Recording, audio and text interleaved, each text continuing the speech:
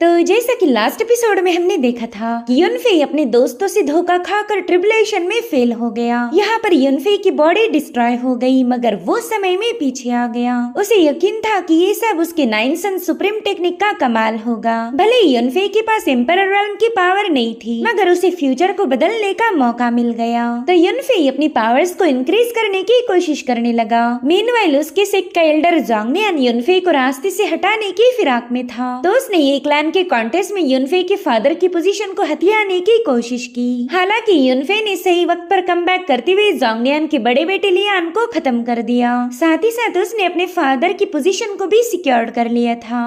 अब आगे तो इस एपिसोड की शुरुआत में हमें एक क्लैन का अरीना दिखाया गया, जहां पर मास्टर जोंगनियान युनफे पर काफी ज्यादा गुस्सा हो गया था। दरअसल युनफे ने इस एल्डर पर गद्दारी का इल्जाम लगाया था और इसी वजह से इसके खून में आग लग गई। वो कहता है कि मैं जोंगनियान हूँ और आज तक मैंने अपने क्लैन को कभी धोखा नहीं दिया। जिस पर युनफे कह रहा था कि तुमने सभी एल्डर्स को भड़काया ताकि क्लैन का कंपटीशन एक बैटल ग्राउंड बन जाए। यहाँ पर तुम कोई कॉन्टेस्ट करना नहीं चाहते थे, बल्कि तुमने तो इस जगह को पूरी तरह से बैटल ग्राउंड में तब्दील कर दिया ताकि तुम मेरे फादर की पोजीशन को हथिया सको। इससे भी तुम्हारा दिल नहीं भरा तो तुमने यू को किडनैप कर लिया और फिर उसकी खबर अपनी सर्वेंट के जरिए मुझ तक पहुंचा दी ताकि मेरी कल्टीवेशन डिस्ट्रॉय होकर मेरे इनर डीमंस मुझ पर कब्जा कर ले। अगर तुम अपने प्लान में कामयाब हो जाती तो शायद इस बैटल में मैं कभी हिस्सा नहीं ले पाता और तुम्हें आसानी से क्लैन के लीडर की पोजीशन मिल जाती। अब तुम बताओ, इतनी सारी हरकतें करने के बाद तुम खुद को ईमानदार कैसे बोल सकते? वहीं पर सभी एल्डर्स को जब जोंगनियान की प्लानिंग के बारे में पता चला तो वो उससे काफी ज्यादा डिसअपॉइंट हो गए। ये सब देखकर तो जोंगनियान का गुस्सा तीसरे आसमान पर पहुंच गया था।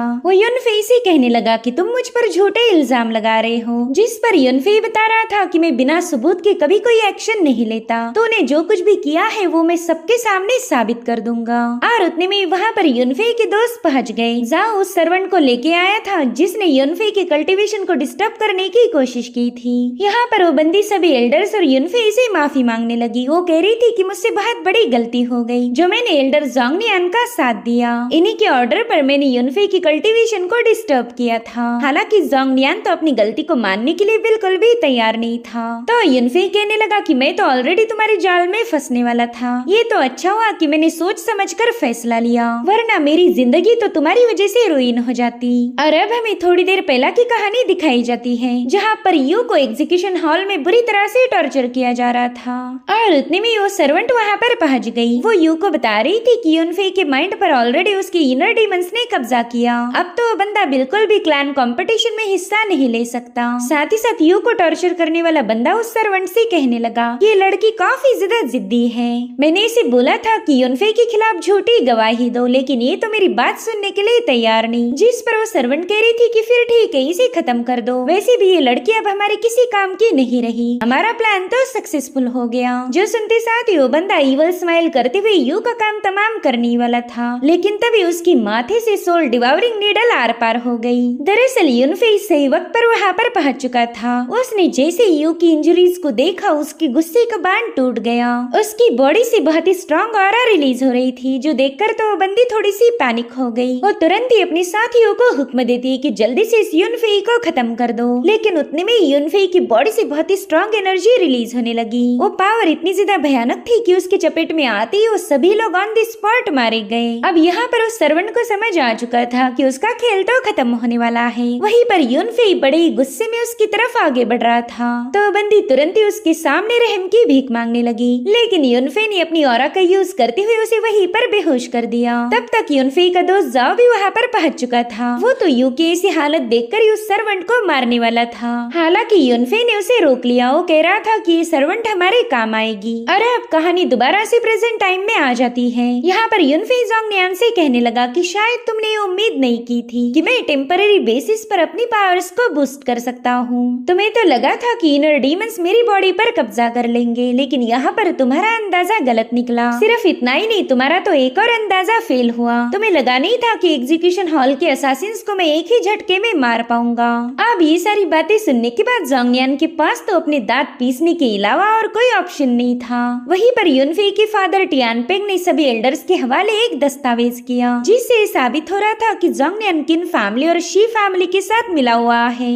इस बंदे ने हमारे ये क्लैन के ढेर सारे स्पिरिचुअल हर्ब्स और रिसोर्सेज को चुरा लिया था, जिस पर जोंगनियान कह रहा था कि अगर मैंने चोरी भी की तो क्या गलत किया, ये सब तो मैंने बस हमारे एक क्लैन की भलाई के लिए किया। ये सब देखकर तो सभी एल्डर्स काफी ज्यादा हैरान थे। वो कहते हैं कि शायद इसी वजह से जोंगनियान के दोनों बेटे की पावर काफी ज्यादा बढ़ चुकी थी। जोंगनियान ने चोरी करके अपने बेटों की कल्टीवेशन को इम्प्रूव किया, ये तो सरासर गलत है। अब तो ग्रैंड एल्डर भी जोंगनियान पर हद से ज्यादा भड़क गया। वो कहते हैं कि तुमने हमारे क्लैन को धोखा दिया, तुमने हमारे क्लैन के पावरफुल रिसोर्सेस अपने दोनों बेटों पर जाया कर दिए, जिस पर जोंगनियान कह रहा था कि ये सब मुझे करना पड़ा, तभी जाकर मेरा बेटा पावरफुल बनता। बहुत जल्द स्पिरिचुअल माइंड टूर्नामेंट होने वाली थी, तो मैं चाहता था कि मेरा बेटा उसमें हमारे एक क्लैन को रिप्रेजेंट करे। हालांकि जोंगनियान अब चाहे कितनी ही सफाइयाँ क्यों ना दे, किसी को उसकी बातों पर यकीन नहीं हो रहा था। सभी एल्डर्स उस पर काफी ज्यादा भड़क गए थे। वो कहते कि तुम बस हमारे एक क्लैन की भलाई का डंका पीटते रहे, लेकिन असल में तुमने बस खुद का ही फायदा किया।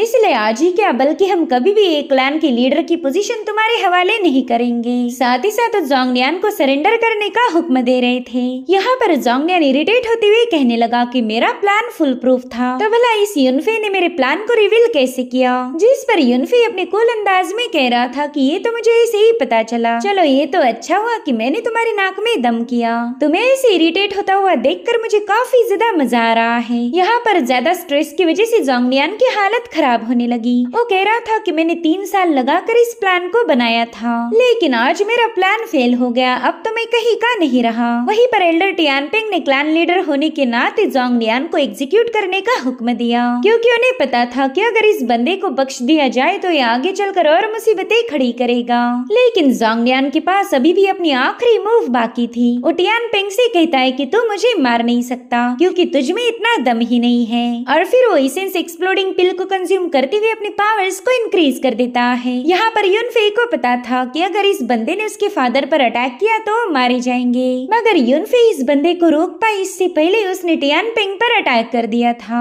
इस एक ही पल में युनफे को ऐसा लग रहा था कि शायद उसकी सारी कोशिशें नाकाम हो गई। आफ्टर ऑल वो अपने फादर को बचाने में फेल हो गया था। वहीं पर जोंगनियान जोर जोर से हंसते हुए कहने लगा कि ये क्लैन अब मेरा हुआ, मैं ही इस एक क्लैन का मालिक हूँ और अब तुम सभी लोग मेरे पालतू कुत्ते बनोगे। मगर उतने में वहाँ पर एक फायर फिनिक्स इमर्ज होकर सीधे जोंगनियान पर अटैक कर देता है। हालांकि जोंगनियान ने समय रहते इस अटैक को डॉज कर दिया था। वेल ये कोई और नहीं बल्कि युनफे के फादर टियानपेंग थे, जो कि कल्टीवेशन के अर्थ रेल्म के लेट स्टेज पर पहुंच चुके थे। यहाँ पर जोंगनियान को तो समझ ही नहीं आ रहा था कि आखिर इस बंदे ने अचानक से ब्रेक थ्रू कैसे कर लिया। दरअसल युनफे ने प्रोफाउंड एसेंस पिल को रिफाइन किया था और इसी वजह से टियानपेंग ब्रेक थ्रू कर पाए। यहाँ पर युनफे जोंगनियान से कहने लगा कि मैं पहले ही जानता था कि तुम एसेंस एक्सप्लोडिंग पिल का यूज करके मेरे फादर पर अटैक कर दोगे, और इसी वजह से मैंने ऑलरेडी उनके ब्रेक थ्रू करने का इंतजाम करवा लिया ताकि तुम्हारे अटैक का उन पर कोई असर ना हो पाए। यहाँ पर अब जोंगनियान का अगला टारगेट था युनफे। वो किसी भी कीमत पर इस बंदे को मारना चाहता था क्योंकि युनफे ने उसके प्लान की ऐसी की तैसी कर दी।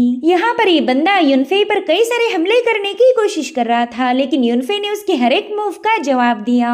इन दोनों में यहाँ पर हमें एक जबरदस्त फाइट देखने को मिलती है, जिस पर युनफे पूरी तरह से जोंगनियान पर भारी पड़ गया था। अब यहाँ पर जोंगनियान अपने स्पिरिचुअल बर्ड का यूज करते हुए युनफे पर हमला कर देता है, मगर तब तक युनफे ने भी अपनी सोल डिवावरिंग नीडल को समन कर लिया था। साथ ही साथ वो अपने फादर की टेक्निक का भी यूज करता है। यहाँ पर इन दोनों परिंदों में क्लैश होकर सोल डिवावरिंग नीडल सीधे जोंगनियान के माथे में घुस गई। साथ ही साथ युनफे के स्लैश अटैक के चलते बंदा सीधे घुटनों पर आ चुका था। यहाँ पर युनफे अपने फादर का शुक्रिया अदा करते हुए कह रहा था कि ये तो अच्छा हुआ आपने मुझे आपकी स्पेशल टेक्निक सिखा दी। वहीं पर जोंगनियान अपनी आखिरी सांसें गिनते हुए कहने लगा कि टियानपेंग तुझे क्या लगता है तू ये क्लैन को बचा लेगा? नहीं, ये तो बिल्कुल भी पॉसिबल नहीं। शायद तुझे पता नहीं होगा लेकिन तेरा ये क्लैन तबाही के कगार पर है। मैंने दूसरे क्लैंस के साथ ढेर सारे रिस्की ट्रेड किए थे ताकि ये क्लैन को बचा पाऊं। मेरी ही वजह से ये क्लैन का कर्जा काफी ज्यादा बढ़ चुका है। मुझे लगा था कि मेरा बेटा लियान स्पिरिचुअल माइंड टूर्नामेंट को जीत लेगा और फिर हम इन सभी कर्जों को चुकता करेंगे। थे, लेकिन तुमने मेरे सारे प्लान की ऐसी की तैसी कर दी।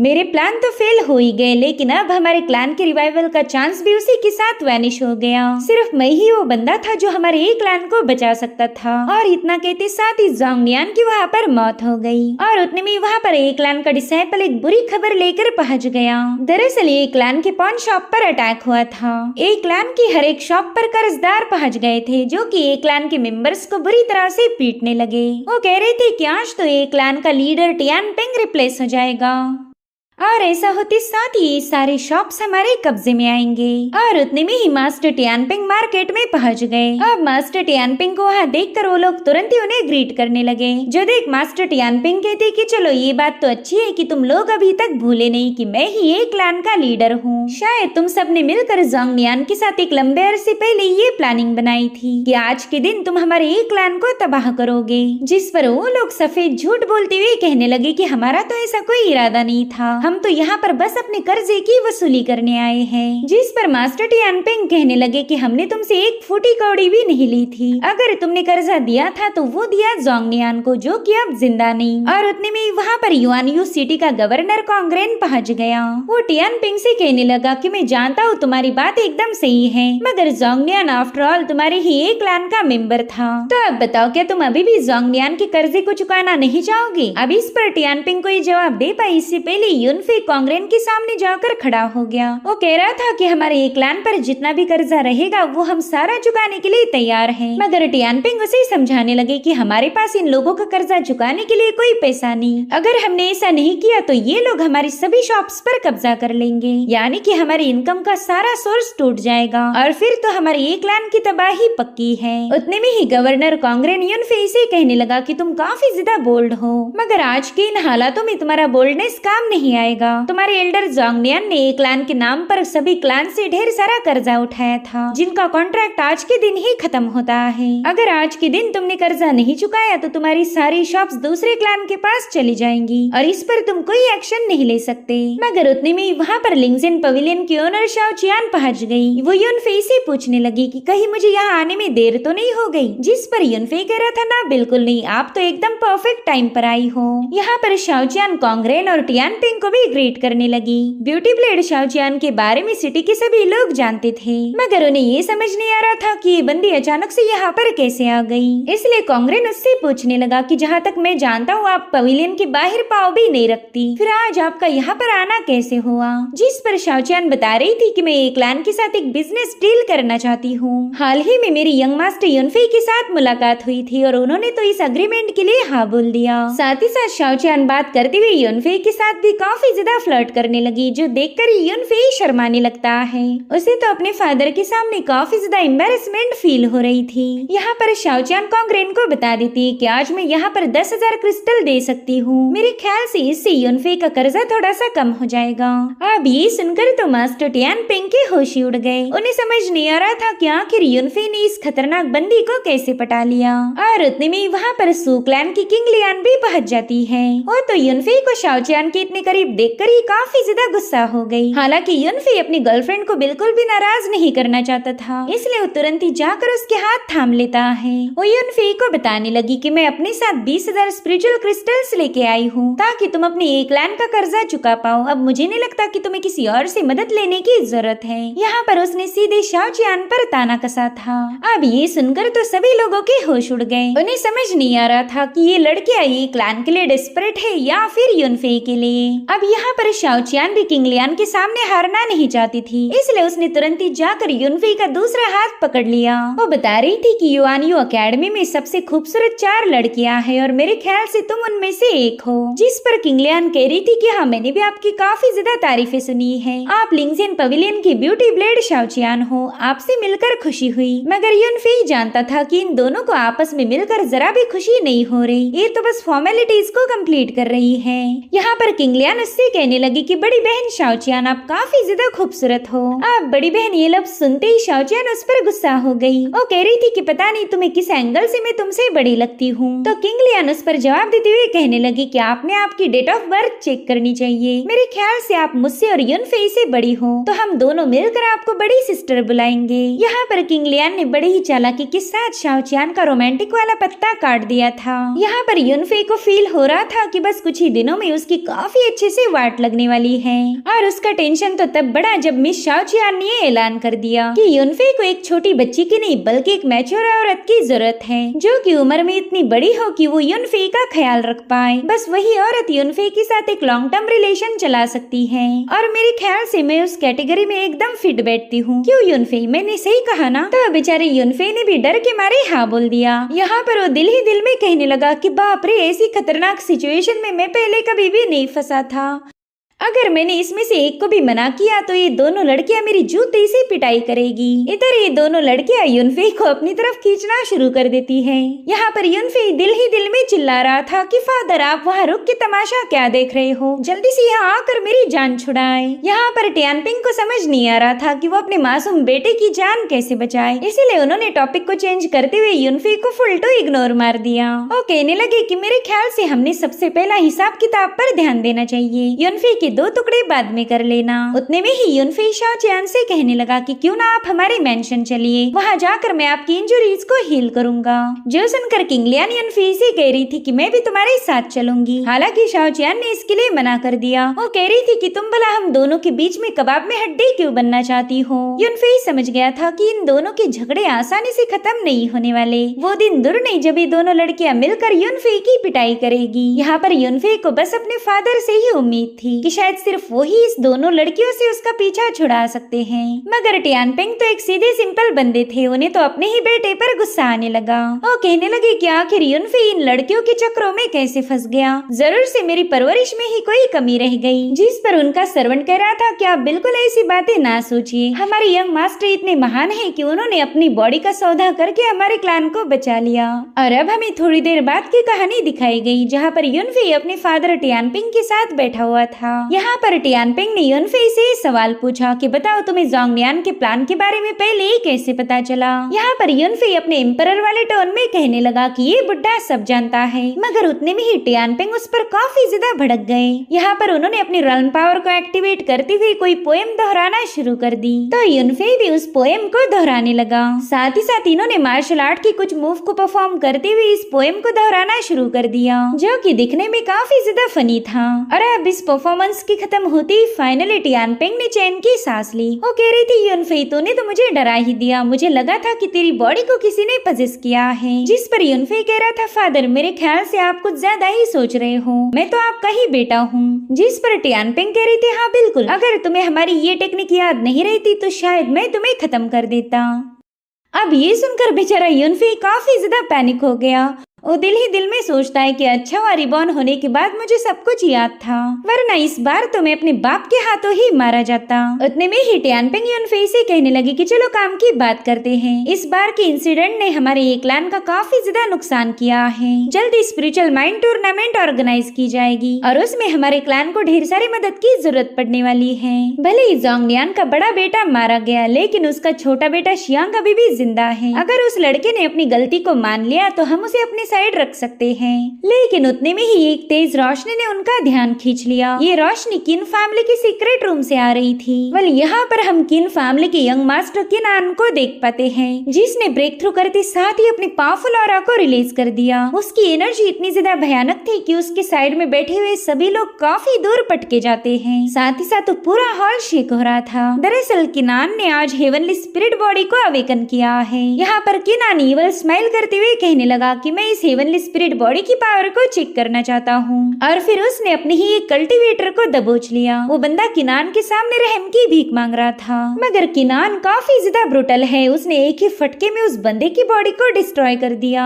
जैसा बाप वैसा ही बेटा। यहाँ पर किन फैमिली का मास्टर अपने बेटे की तरक्की देखकर काफी ज्यादा खुश हो गया। वो कह रहा था कि हेवन ने खुद हमें ब्लेस किया, अब तो हमारा किन क्लैन जरूर से राइज करेगा। मगर किनान बस अपनी फैमिली को राइज करना नहीं चाहता, बल्कि वो सभी क्लैंस को अपने अंडर लाना चाहता था। इधर युनफे अपने फादर को बता रहा था कि किनान ने हेवनली स्पिरिट बॉडी को अवेकन किया है। जो सुनते साथ ही टियानपिंग काफी ज्यादा घबरा गए। वो युनफे को बताने लगे कि हेवनली स्पिरिट बॉडी सबसे स्पेशल और रेयर मानी जाती है। अब अगर उसने इस स्पेशल बॉडी को अवेकन किया है तो जरूर से स्पिरिचुअल माइंड टूर्नामेंट में तुम्हारा मुकाबला करेगा। मगर युनफे ने अपने फादर को तसल्ली दी कि आप बिल्कुल फिक्र मत करें, मैं जरूर से इस मसले को हैंडल कर लूंगा। यहाँ पर युनफे दिल ही दिल में कहने लगा कि मुझे कॉन्टेस्ट शुरू होने से पहले ये अर्थ रेल्म पर ब्रेक थ्रू करना ही पड़ेगा। और अब सीन शिफ्ट होकर हमें युनफे का माइंड स्पेस दिखाया गया, जहाँ पर युनफे के सामने हेवनली डीमन ब्लड मेल्टिंग मंत्रा था। तो युनफे ने तुरंत इस टेक्निक को अपने अंदर समा लिया।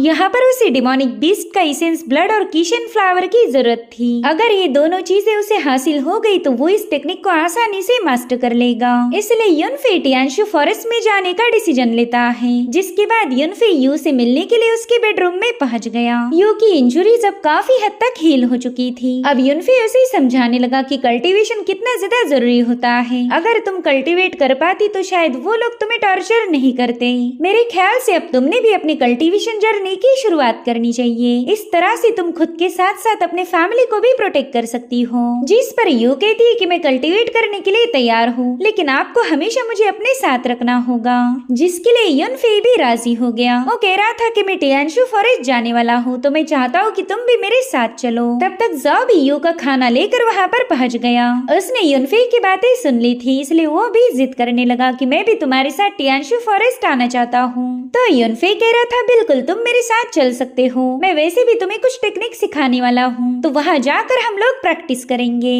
जो सुनते साथ ही जाओ काफी ज्यादा खुश हो गया। अब उसी कॉटेज के बाहर हम यू शुई को देख पाते, जो कि युनफे से कुछ बात करने आई थी, लेकिन उसे पता चला कि युनफे फिलहाल बिजी है। और उतने में शुई को कोई बंदा नजर आया, जो कि काफी तेजी के साथ वहाँ से भाग रहा था। तो शुई ने भी तुरंत ही उस बंदे को फॉलो करना शुरू कर दिया। अब ये सीन यही पर कट होकर हमें किन फैमिली का काउंसिल हॉल दिखाया जाता है। यहाँ पर सभी दूसरे क्लैंस की मीटिंग हो रही थी। शी क्लैन का लीडर टियान युआन कह रहा था कि ये क्लैन ने तो आज गजब कर दिया। मुझे तो लगा ही नहीं था कि युनफे जोंगनियान के सभी प्लान्स पर पानी फेर देगा। जिस पर लियो क्लैन का एल्डर युनशाओ कह रहा था कि टियानपिंग तो काफी ज्यादा पावरफुल निकला। मैंने सुना है कि उसने अपने हाथों से जोंगनियान को एग्जीक्यूट कर दिया।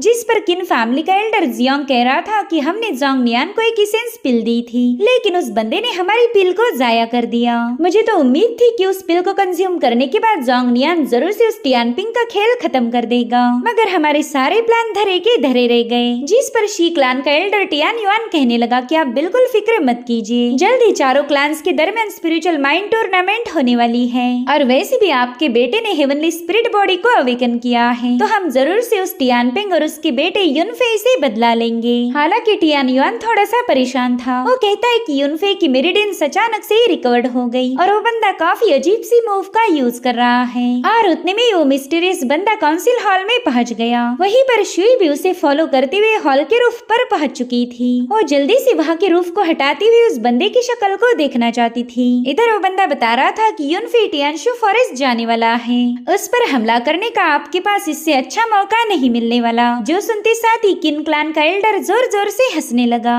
वो कहने लगा कि उस फॉरेस्ट में जाकर तो युनफे खुद की कब्र को खोद रहा है। इस बार हम कोई गलती अफोर्ड नहीं कर सकते। अगर ये क्लान को हमारे कब्जे में लाना है तो हमें जल्द से जल्द युनफे को रास्ते से हटाना पड़ेगा। और उतने में जियोंग को महसूस हुआ कि कोई उनकी बातें सुन रहा है, इसलिए तुरंत ही अपनी चाय की प्याले से शुई पर अटैक कर चुका। हालांकि शुई ने समय रहते उसके अटैक को डॉज कर दिया। और इसी के साथ एपिसोड यहीं पर एंड हो जाता है। Thank you so much for watching. Bye bye, take care.